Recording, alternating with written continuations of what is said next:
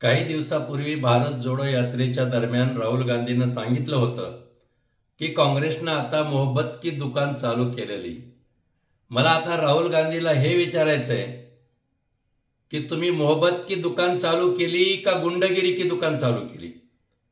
1 वर्ष झालं नाही, कसब्यासारखा सुसंस्कृत मतदारसंघ पुण्यातला, त्याच्यातून तुमचे रवींद्र धंगेकर निवडून आलेले आणि त्यांनी काल उद्घाटनाच्या कार्यक्रमाच्या वेळी महानगरपालिकेच्या अधिकाऱ्याला त्याच्या आईमायवर शिव्या दिल्यात। ही कुठली संस्कृती, हा कुठला विचार आहे?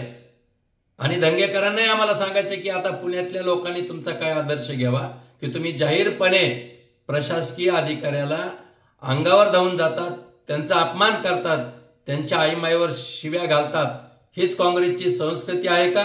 आणि हो, हीच काँग्रेसची संस्कृती आहे, म्हणूनच देशातील सामान्य माणूस काँग्रेसच्या नेतृत्वाला आणि कारभाराला वैतागून गेलेला आहे। या घटनेचा मी निषेध करतो।